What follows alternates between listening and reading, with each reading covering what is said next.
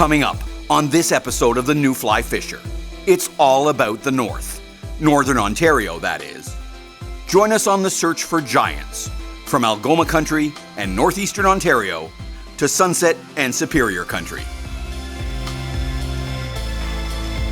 This big fish adventure starts right now on The New Fly Fisher.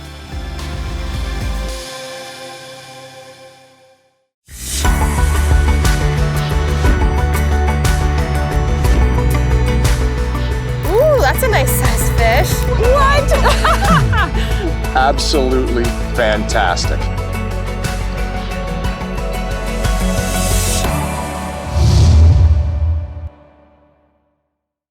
The New Fly Fisher is brought to you in partnership with Destination Ontario,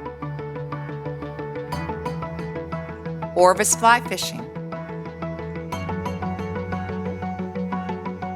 Scientific Anglers, Trout Unlimited,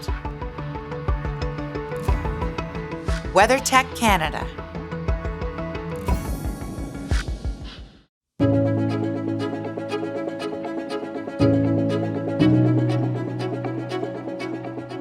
One of the things that I love about fishing in Ontario is the fact that it is absolutely huge. I mean, I can leave my house and literally drive across the province in 2 days. Case in point, there's so much water in Ontario and there's so many fish to be had. Let's take a look back at some of the more memorable fish that we've caught in Northern Ontario. Let's start in the west, in Sunset Country. Check this out.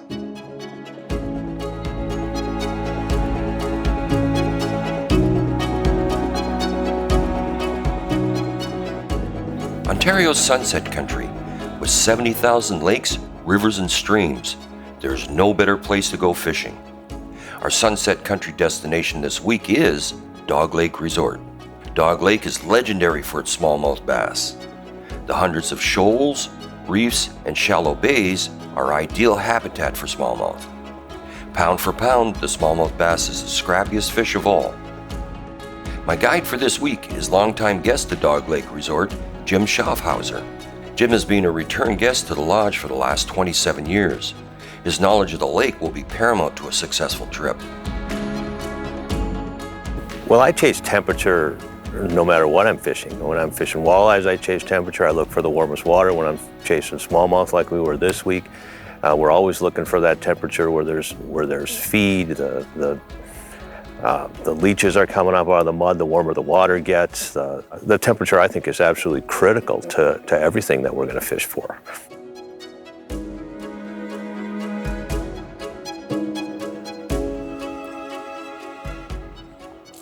Yep. Oh, that was a big fish. There's some big ones here, I'm telling you. Well, that's beautiful looking water with that rock like that in the sunshine. Well, there's a bit of a point there. Well, we're only in 6 feet out here. Yeah, and into about 2 to 3 feet over there, right?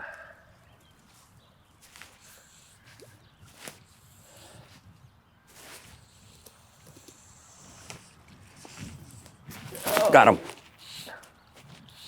That I didn't even get a chance to pop it. You didn't even pop it. That's a nice one, too. Yeah. Not bad. Oh, yeah. Oh, big fish. That's nice. You want me to net that fish? Now we're in a shallow bay, and Jim tells me you got to find as close to 65 Fahrenheit as you can because we are early in the season. Out in the main lake, it's down under 60 degrees, and the fish are just not on. So you find these back bays that have warm water. Oh yeah, that's a nice fish. That's a really nice fish.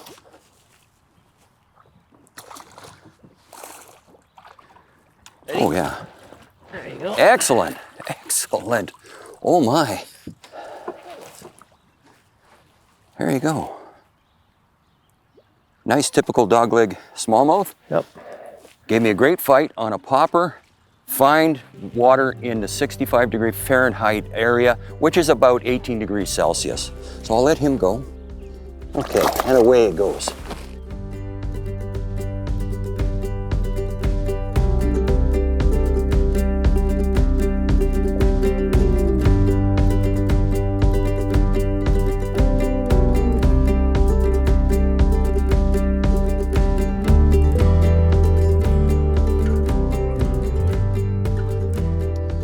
Good morning. Morning, Mark. How's it going? Pretty good. And yourself? First day on Eagle Lake. It doesn't get much better than that. Tell me what's up for today. Well, we're gonna start out chasing some smallmouth in shallow water. We've got an inflow coming in behind us. Okay. Hopefully a little bit of warmer water in these colder temps and get you on some fish. Awesome. Well, I got set up with a steel-eyed Clouser minnow here on a 0x leader. Let's see if we can put some smallies in the boat. Awesome.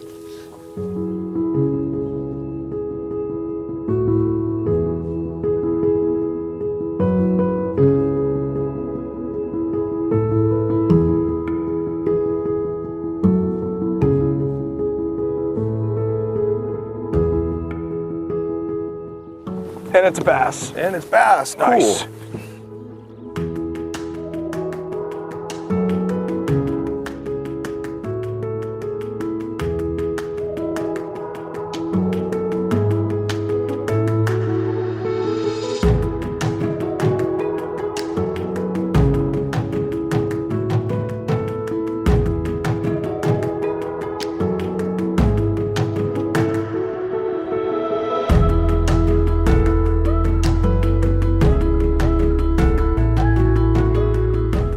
We'll curl around this island. We'll do that little boulder patch one more time. Sure.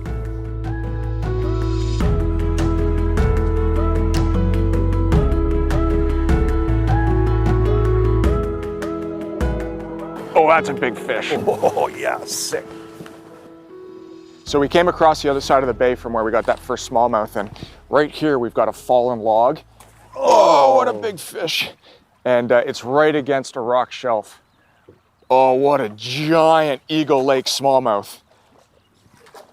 There we go. All right. This is quite the way to start the day, John. I'm not gonna lie to you. This is a giant fish. How do you like? Look how fat she is. Grouper.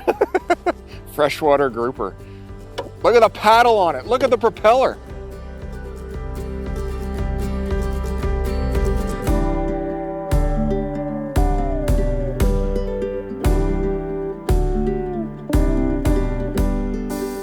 Equipment for smallmouth was a 9-foot 6-weight rod all day long.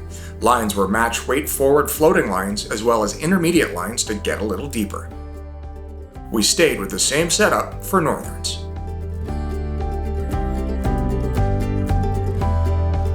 So what's the plan for the day? We are gonna move over to this next shoal and we're gonna focus on finding walleyes instead of focusing on finding giant pike, which I think will end up going hand in hand. Right. John made this decision because we hadn't seen any of the big post-spawn fish where they should be for this time of year. Remember, the spring came early and the water was warmer than in years past, so he made the choice to look for walleye, the food source for big pike. So out into the main channel we went, looking for submerged structure in saddles and humps, and it wasn't long before the puzzle was complete.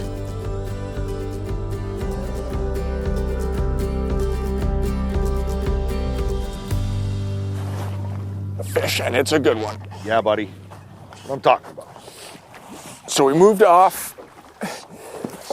Oh, that's got some weight to it, man. This is a 10-weight rod. Oh, it's a big pike. Good, good. That is a good fish. Yeah, buddy. Look at this 10-weight. Keep them pinned. I can't move them. What a back. Nice thick one. That is a giant northern. That's great. Are you kidding me? So we started out the day in these back bays, looking in shallow water. We came off, oh, come on, big girl. Come to me. Come on. There's the yellow mustard on her too. She's got one of those tattoos, buddy. See it? Oh my God. That's what I'm talking about. Look at the size of this thing. Let's just take our time. The fly's out right now, so we got to be a little bit more careful. Okay. There's the mustard tattoo. What a fish. Good call coming deeper, hey? Now that's a big fish, man. Yeah, that's a heavy northern. That's a very heavy fish. It's not long, but it's heavy. Oh, yes. What do you think, Very, 38, 39? I would give it every bit of 38 for sure. Yeah, let's take a look at her. All right, buddy. You want to get a hand on her first? Yeah. Just lift her out of the net. All right. Have you got a glove or anything? No. No? Okay. Holy. Here we go. Oh, Oh, yeah. That is what you come to Eagle Lake for. Trophy northern pike. What a great fish. What a fish. So we were talking earlier, you see this yellow spot? For some reason, these guys, these big pike, always get those big yellow spots on them. That is a heavy monster. Fantastic. Great fish. All right, let's get her back and Into the net again? let her do her thing.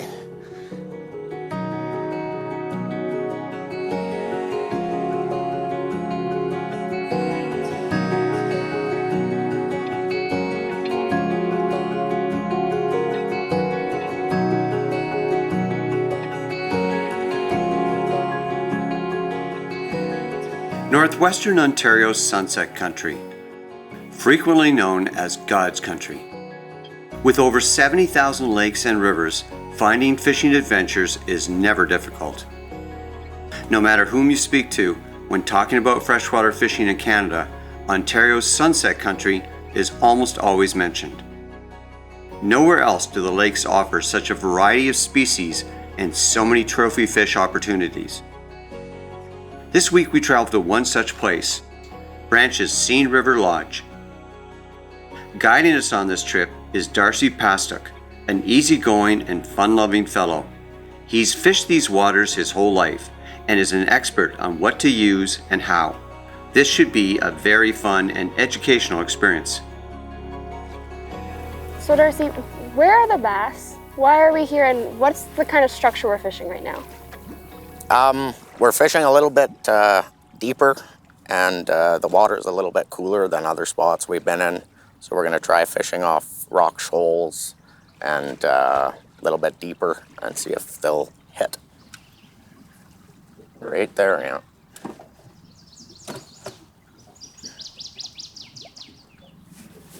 Fish on. Good job. Oh yeah, nice one.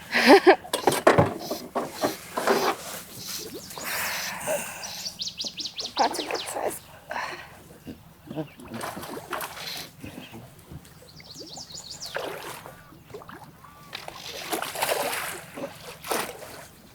That's a good size bass.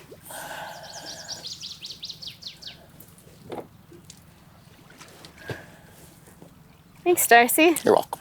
And I did exactly what you told me. I just cast right up against the shore, right off that rock there. And do you want to just hold my rod so I can... There we go, beautiful bass.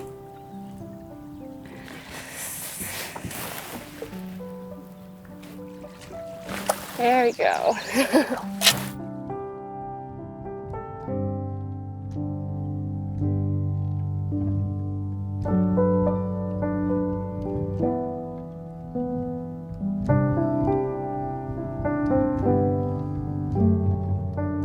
Continuing our journey in Northern Ontario, we're going to move a little bit to the east to Superior Country.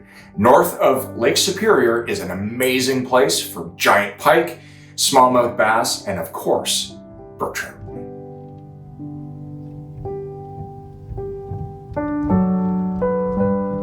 This week, the New Fly Fisher crew is in Ontario's beautiful North Country, just outside the town of Red Rock. This is located 100 kilometers east of Thunder Bay in northwestern Ontario at the mouth of the Nipigon River. The river is about 48 kilometers long and between 50 and 200 meters wide and flows from Lake Nipigon to Nipigon Bay on Lake Superior. Joining us on this episode is Gord Ellis, award-winning outdoor writer and fishing guide. Gord has fished these waters since 1986, so I'm looking forward to a great trip.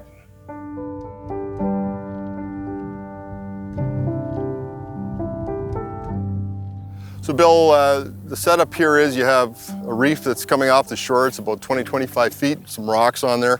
It looks shallow, it's about 4 or 5 feet. And then it drops off into we're in about 20 feet right now. So you just throw that fly out, generally straight out from you. Let it swing over that reef, drop down, let it swing back, give it maybe a little twitch every once in a while, and then strip it back in. A lot of the times those fish will hit as you're just starting to bring the strip. And they'll hit. Sometimes they'll hit right away, or I'll hang it back even sometimes, just let it wash back there a little bit and then strip it in. Oh, fish on. Attaboy. Feel good? Yeah, big head shake. Okay. Big Nice. head shake. Well, this is a classic spot here, hanging Yeah. at the back of that reef. Well, That you've been was- working that spot pretty good there, Bill. Yeah, he hammered it bang once and then come back and hit it again. Yeah, he's going for a run now. This, Oh, yeah. this feels like a good fish. Yeah, Yes. it's a nice fish. Oh, wow. Good start. We've only been here, what, 10 minutes? Something like that. Control him a There's bit. a lot of current here, like substantive current. Yeah, now you can't see it back there, but now I'm seeing it as we're closer to the shoal. Yeah. If you walk back, I'll just slip the net Yep. under here.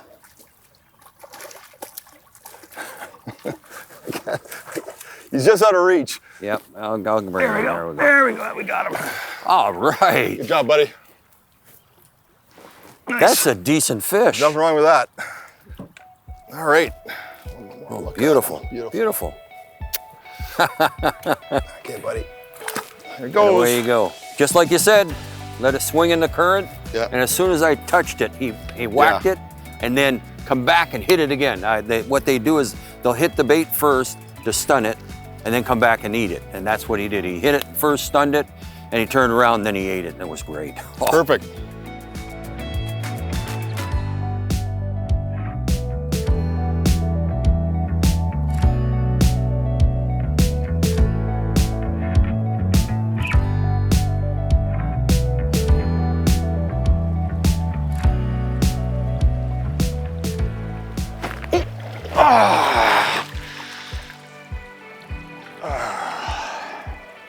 I got whacked. I bet you tasted it.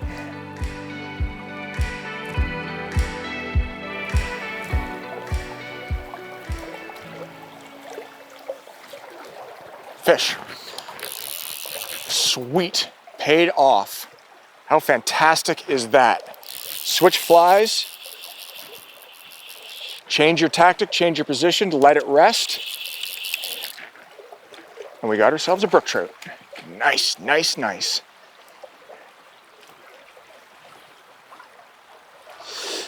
Whoa!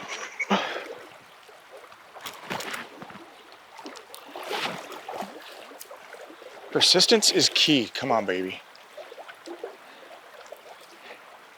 And then switching to a really big, bold woolly bugger. You know what? Let's move this guy in a little bit. Let's move him into the shallower water.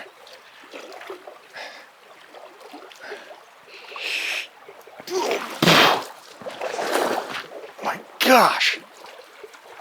Crazy, crazy fish.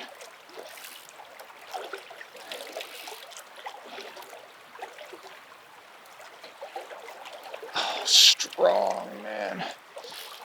Want to keep him out of those rocks. All right, I'm moving over to the shallower water so I can net him.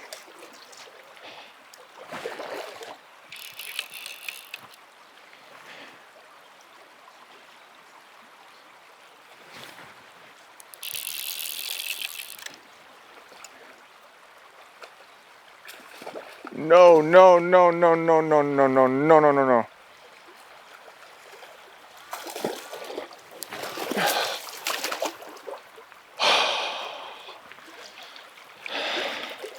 Fantastic stuff, people. You put in your hard work in less than ideal conditions and you get rewarded. It's buggy, it's wet, but the brook trout be chewing. Okay, so the fly has already popped out. We went from a natural looking woolly bugger, very organic colors, greens and browns, and switched it to something big, heavy, gaudy. That's what did it. Let's see if I can show you this beautiful brookie. Fantastic fish of the Albany River. Look how fat he is.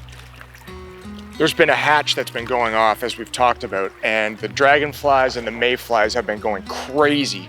So the fishing's been tough, but you know what? We had a hit. I'm not sure this is the same fish, but we had a hit. We let it rest. We changed flies. We reapproached, and we were succeeded and rewarded. All right, and the best part about catching these jewels of the north is letting them go. Now that is absolutely wonderful. So amazing.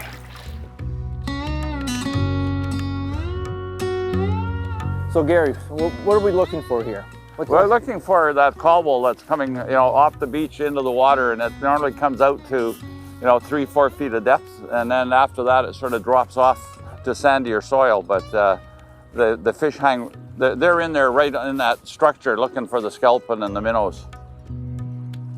When are the fish moving in here in the spring? When do they move into the shallows? Well, in here, it depends on how the season is. We're a little early this year, but usually Victoria Day weekend or the week before, they start moving in, and it's more dependent on the water temperature. As the water temperature starts coming up to 44 degrees Fahrenheit and higher, then they start moving in.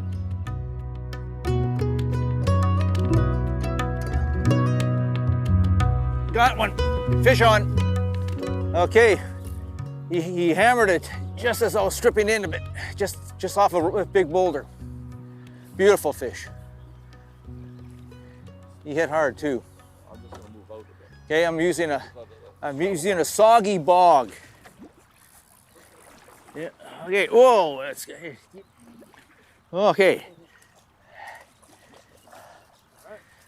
Woohoo! Yowza! Oh, beautiful, beautiful brook trout, beautiful coaster. Okay, here you go, sweetie. Here you go. Let's see what fly I was using. I was using a sculpin imitation called the Soggy Bog, designed for coaster brook trout by a gal friend of mine, Sylvia D'Amelio. Beautiful.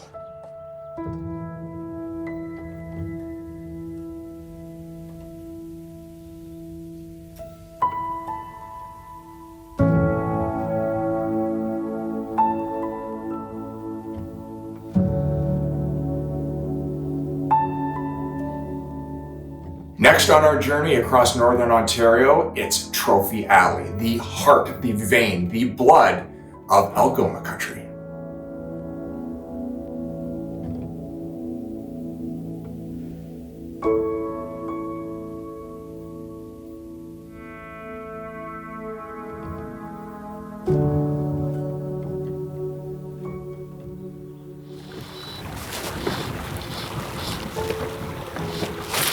Yes! Oh! Mikey, one with them, Mikey. Get your line. Oh, this is a big one. This is a big fish. Middle of it. Nice fish, right? Yeah, it's a good one. Take those all day long. Absolutely.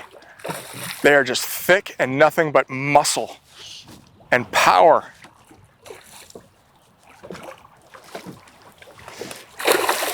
Oh. That's a nice fat one. Oh my gosh, what an absolutely incredible day we've had today fishing out of snowshoe with Adam. It absolutely has been a pleasure. Not a giant, but man oh man, are they ever fun to catch on fly. What a great fish. Back up in there, Mike. So fun. All right, thanks, buddy.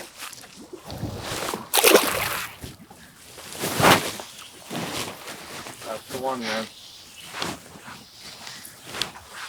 Kill it.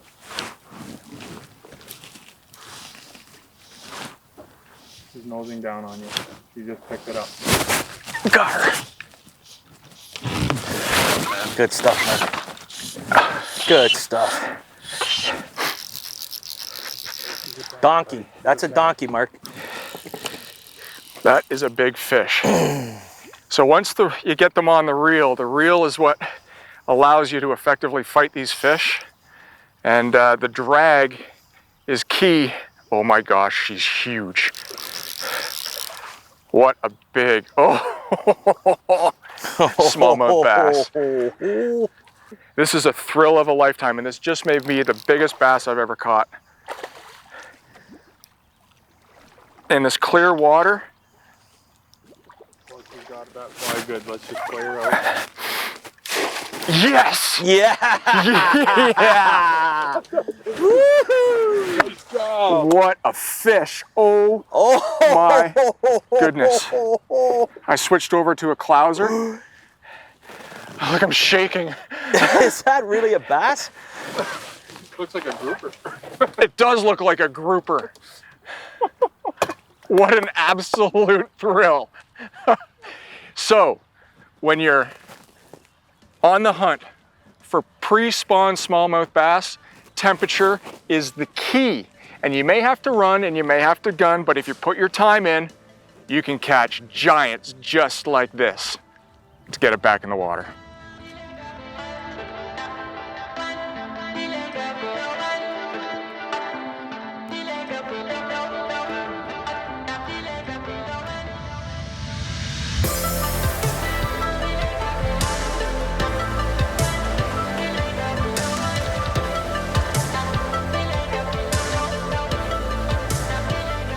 Adam had me thrown into the back, slowly stripping, and then dropping it off the ledge.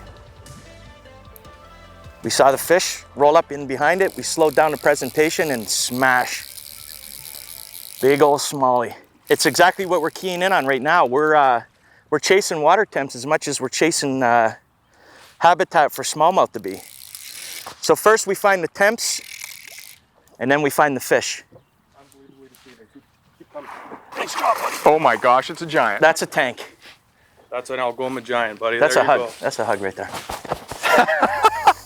That's welcome to Algoma right Oh my gosh. Welcome to Algoma. Oh my gosh. This is the reason we make the drives. Well, Mr. Metcalf, I have some good news for you. And what is that? What you may or may not know is that I am a IGFA representative for Canada. So I have the power to legitimize potential world records and to make sure that everything is done. That fish weighed in on a scale that needs to be verified by the IGFA at 6 pounds, 3 ounces, right? Okay. You've got 12-pound tippet on. Yep. I'm very happy to tell you that you have an unofficial smallmouth bass world record right here in Algoma. Congratulations. Are you kidding me? I'm not kidding you. World record. Adam. I'm speechless. As you should look, you're shaking like crazy. I am shaking right now.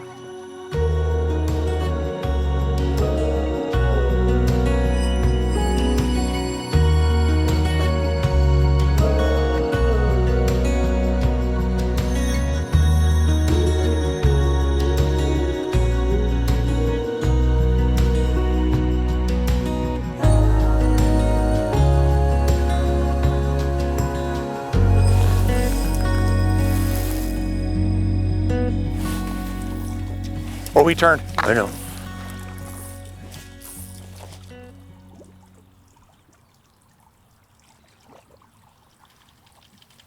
He's got it. I got him. Sweet. Got to see the eat and everything, man. That was awesome. Let me turn the boat. You all right? Yeah. It's a big fish. How's that? That's a big pike. So what happened there, bud? We just came out of that little bay, and he was sitting in the middle of nowhere. And we've been seeing so many logs that look like fish, and I said, big pike, big pike. I put that little red and white guy on it. And twitched it right by his head, came over, I saw him eat it. Yeah. How cool was that? It's a good pike. In 2 feet of water. And we were just saying, well, we were saying a couple hours ago, how wouldn't it be nice to find a cruising fish? He wasn't cruising, he was just sitting there, but. Look, he's pulling the boat.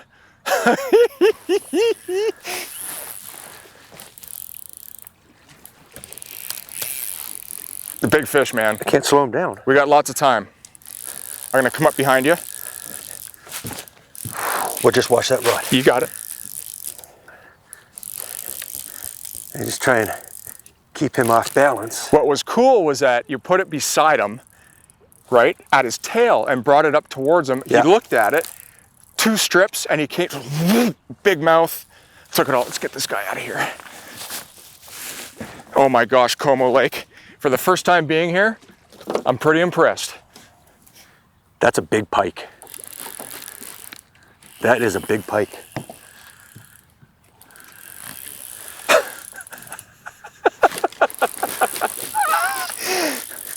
Welcome to Algoma. Oh my gosh, it's huge! Oh my, it's a giant!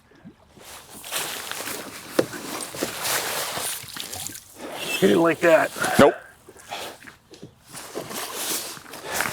That is a stud northern. I was hoping he was gonna swim right into the net there. I think he's getting ready here. 15-pound fish on.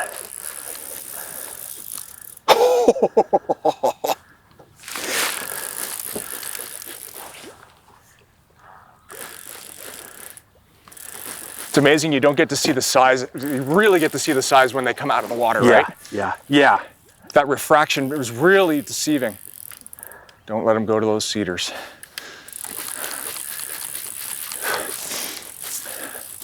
Oh, look how wide it is across the back, Rob. That's a big. I think that's the biggest pike I've ever caught. Really? I think so.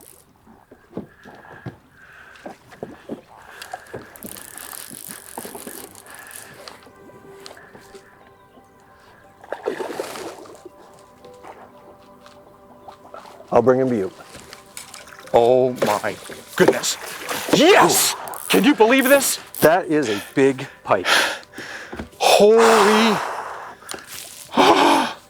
I didn't even catch him and I'm shaking. All right, guys, this is a 43-inch northern. We are gonna be very careful with her.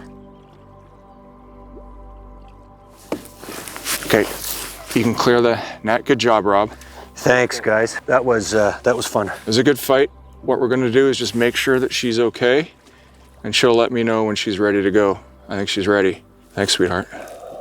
What an unbelievable animal. Rob, is that your biggest northern? That is my biggest northern. Congratulations, Thanks, buddy. man. And to get it the way we did, just spotting it out in the See? flats. Soul stirring, absolutely takes your breath away. It does. Doesn't it? I know. And you know what? I'm a believer now. I get it. I've caught my share of pike, but mostly on conventional gear, and that was a riot. Absolute thrill. That was a riot. It was a thrill to net it for you, my friend. Thanks. All right. Thanks. Well, as soon as we got out of the creek, Rob looked out of the corner of his eye and he saw a pike. That first fly that he cast, he got it beside the pike, stripped it a couple of times, and lifted to recast to the fish. And as he lifted, that fly caught the pike's eye, and she turned just a little bit. And I called Rob, she saw it, go back. And he threw it out there again and stripped it to her, and she just slowly swam over, opened her mouth, and I'm talking opened her mouth, and that fly disappeared. She turned, he strip set, and it was game on. I was able to put her in the net and look at what was one of the largest northern pike I've ever seen. She taped out at 43 inches. She probably weighed between 22 and 26 pounds, and she was clean, super clean. Just post-spawn, you'd think that they would be beat up, tattered fins, but she was immaculate. And it was an absolute thrill of my lifetime to be able to net and release Rob's fish for him. It was just, it's the kind of stuff that northern pike dreams are made of, really, especially catching a fish of a lifetime in 2 feet of water and being able to watch everything from A to Z, from hookup, from cast, from sight to release. It was perfect.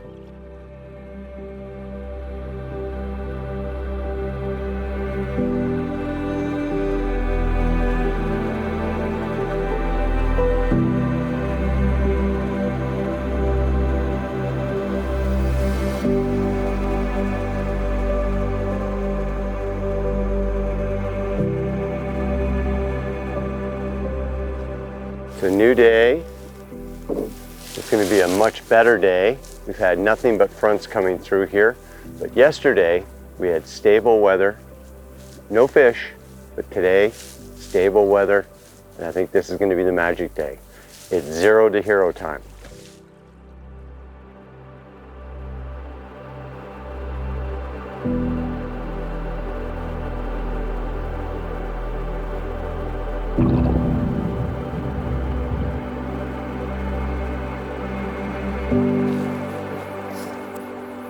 fish.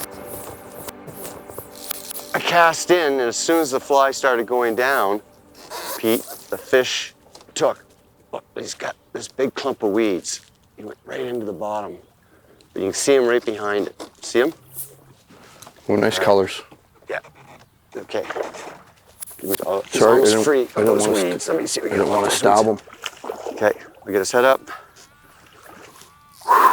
Nice. This is like the 5th cast of the morning. How sweet is that? Let me get one more line off here. He's got a little bit of weedage. Isn't that perfect? And we hadn't marked anything on the sonar, which doesn't mean a thing. There's the fly. Popped right out with a little bit of weed. Oh, this beautiful fish is ready to go. Look at that. Oh, there you go, there you go.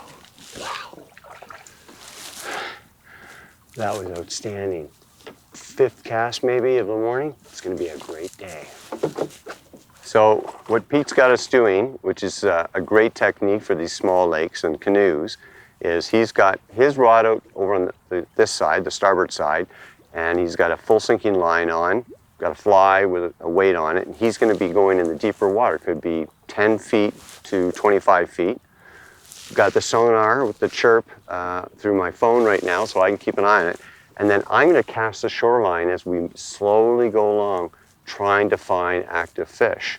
Because the one thing is the brook trout seem to be a little bit scattered. They're not grouped up in this lake anyways, and we go to another lake and they're all grouped up. But does this sound like the best technique to do this? Yeah, I think the objective this morning was just to find them after not being able to locate them for the last 3 days. It was, let's find them. We got lucky in the back there and we were able to find a small group of 2-3 active fish, but I think we're coming up to a better spot here, so let's cover some water. Okay, and I'm using a combination intermediate sink line, and what it's allowing me to do gets it down, but as I'm pulling it, the intermediate, it keeps the fly up near or off the bottom, but the sinking line's getting it down to the depth I need. So I'm fishing 3 feet to 8 feet. You're fishing in the 8 feet to 15 feet depth, right? Yeah. Okay. Yeah. All right, let's see if we can find some more fish.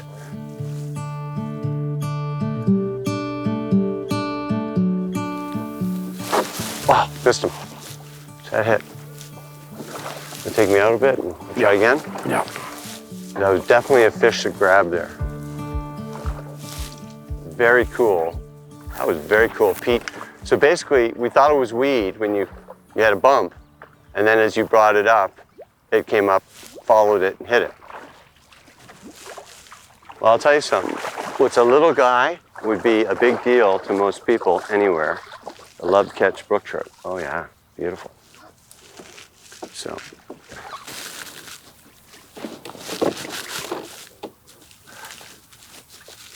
Beautiful. And that's almost the coloration you would see, I would think, in May here. There it goes. Well done. And that was as the fly was coming up from the bottom, he grabbed that. Coming up on that shelf.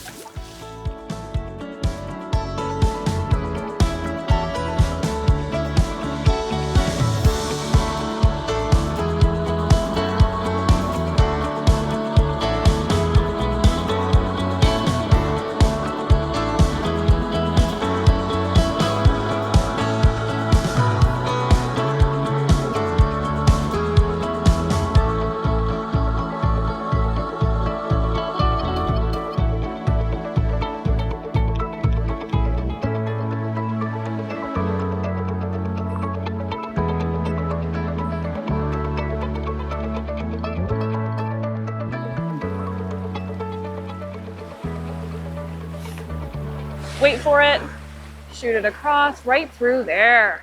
Sexy. Perfect, let that, strip that nice and slow. And then we'll move down the pool a little bit as we go.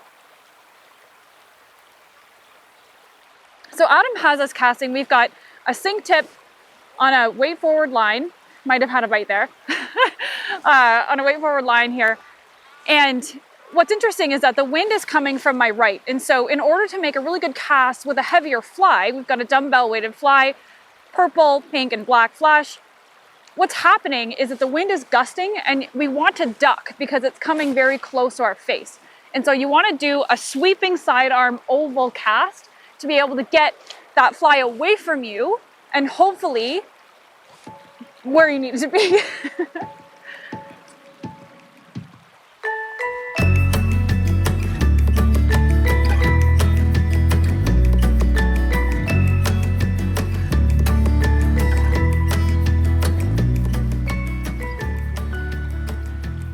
There, fish! Woo!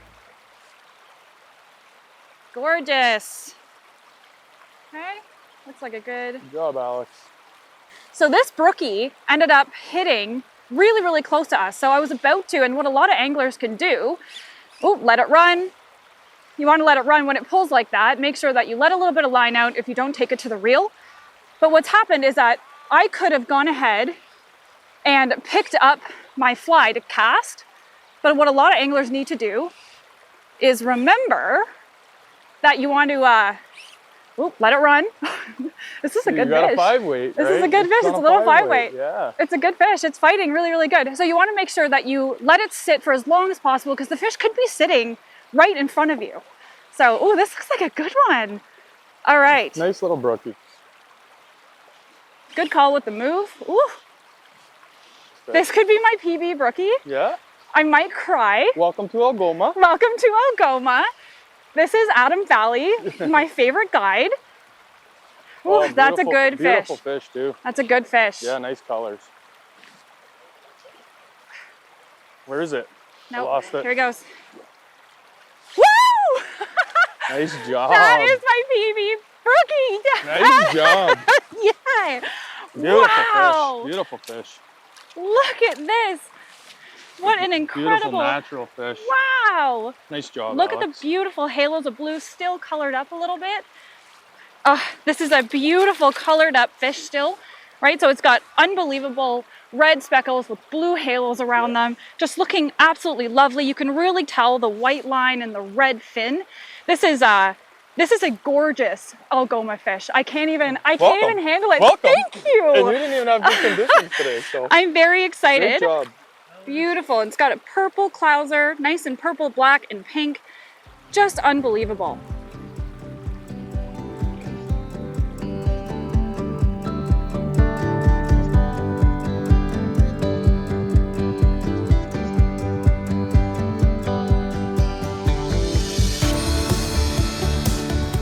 And traveling further east, we cannot forget about northeastern Ontario. Encompassing numerous lakes and rivers, this place is absolutely magical.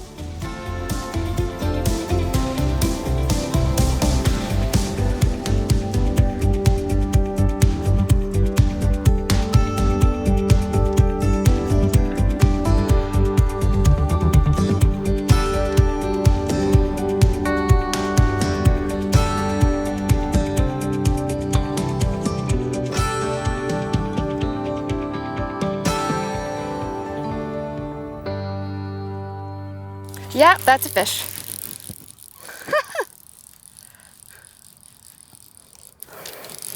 So we're just off a rocky point here and it's quite shallow, on average about 6 feet in depth.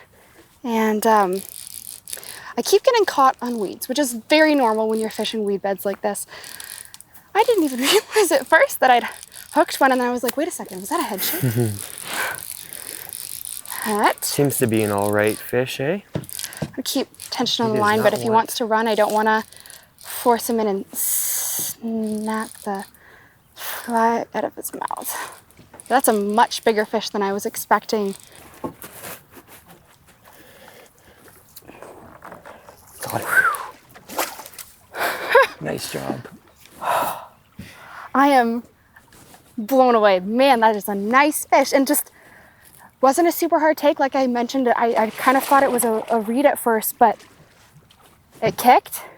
And look at that. Man, that's a gorgeous fish. Oh, that's what you come here for. That's what gets your blood pumping. Right there. That is a 39. 39 inch. Not bad. That is beautiful Kasagami Northern. Gorgeous. Gorgeous Northern, eh?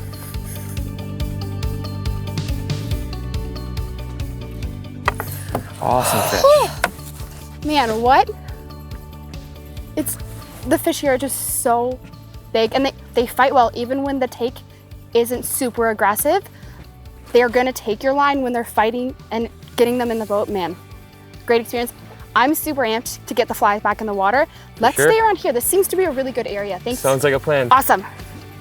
The leader and tippet system I like to use for big pike is simple. A 6-foot length of stiff and heavy mono in the 30 to 40 pound test range is used to help turn over big flies. To this, I attach an 18 to 24 inch piece of knottable bite wire. The new wire leaders available today are easy to tie with, even in the 30 to 40 pound class. For this trip, I came prepared with 2 different setups that would work for both northern pike and walleye. I was using both a 9 or 8 weight rod with fast actions. For fly lines, I recommend a sink tip line and also a weight forward floating line. The floating line will be what we use 70% of the time here at Kisokami, because the fish are usually shallow. The fly patterns that worked well here at Kisokami include red and white whistler, black and orange Murdoch minnow, tan and white Murdoch minnow, and perch Murdoch minnow.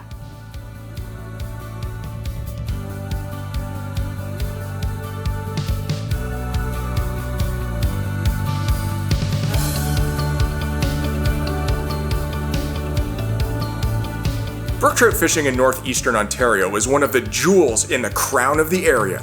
With seemingly countless rivers, tributaries, and lakes to explore, you have legitimate shots at unpressured, pristine fish and locations.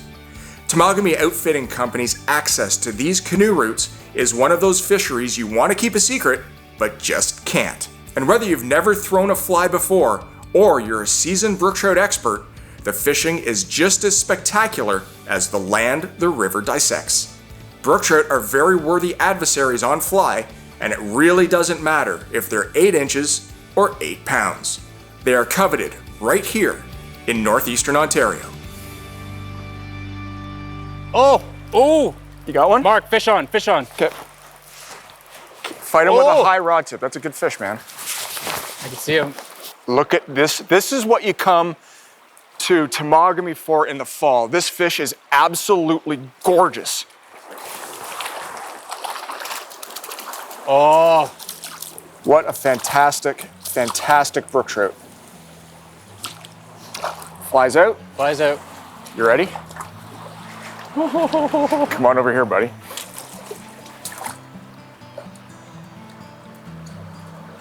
Wow.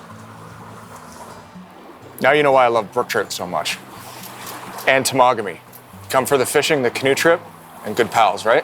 Stunning. Isn't Mother Nature amazing?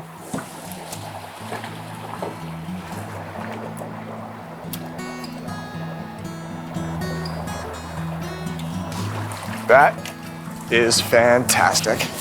That was amazing. I'll never forget that. Yeah. I will never forget that. Well, that completes our tour of Northern Ontario. We love fishing right from Sunset Country all the way across to Northeastern Ontario. Thanks for watching this episode of The New Fly Fisher. My name is Mark Melnick. Remember, adventure is out there. All you need to do is go and find it. And what better way than to do it with a fly rod in your hand? For more on our series, check us out at www.thenewflyfisher.com. Thanks for watching, and one day, hopefully, we'll see you in the wilds of Northern Ontario.